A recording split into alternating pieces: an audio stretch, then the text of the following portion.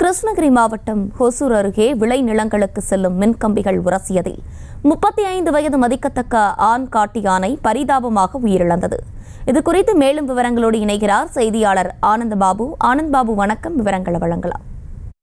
வணக்கம் அர்ச்சினி. ஒசூர் அடுத்த ஜவலகிரி வனப்பகுதியில் இருந்து உணவு தேடி சென்ற 35 வயது மதிக்கத்தக்க காட்டு யானை எஸ்டேட்டுக்கு அருகே தாழ்வான பகுதியில் இருந்த மின்கம்பி உரசி யானை உயிரிழந்த சம்பவம் வன ஆர்வலர்கள் மத்தியில் சோகத்தை ஏற்படுத்தியிருக்கிறது.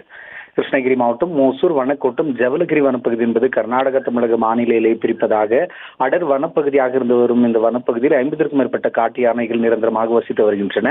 இந்த வனப்பகுதியில் இருந்தான் கர்நாடகத்தில் வரக்கூடிய காவிரி ஆறு தமிழகத்தில் பயணம் மேற்கொள்கிறது. இவ்வாறு ஜவலகிரி வனப்பகுதியில் இருக்கக்கூடிய காட்டு யானைகளில் நேற்று இரவு 35 வயது மதிக்கத்தக்க காட்டு யானை ஒன்று உணவு தேடி ஜவலகிரி வனப்பகுதியில் இருந்து அருகே பாலத்தொட்னப்பள்ளி எனும் கிராமத்திற்கு அருகே சென்ற போது அங்கு வானவில் எஸ்டேட் எனும் எஸ்டேட்டிற்குள்ளாக யானை நுழைய முயன்ற போது அங்கு விளைநிலங்களுக்காக மின் வாரியத்தின் சார்பில் கொடுக்கப்பட்டிருக்கிற மின் ஒயர்கள் மிகவும் தாழ்வான பகுதியிலேயே இருந்ததும் அந்த எஸ்டேட்டிற்கு சுற்றுச்சுவர் அருகிலேயே காட்டு யானை சென்ற போது தாழ்வாக இருந்த மின் ஒயர்கள் காட்டு யானைக்கு முதுகு பகுதியில் உரசியதில் காட்டு யானை சம்பவ இடத்திலேயே பரிதாபமாக உயிரிழந்தது. இது குறித்து ஜவலகிரி வனத்துறையினர் காட்டு யானையை மீட்டு விசாரணை நடத்தி வருகிறார்கள். 35 வயது மதிக்கத்தக்க காட்டு ஆண் யானை உயிரிழந்த சம்பவம் பரபரப்பையும் அப்பகுதியில் சோகத்தையும் ஏற்படுத்தியிருக்கிறது. அர்ஷினி,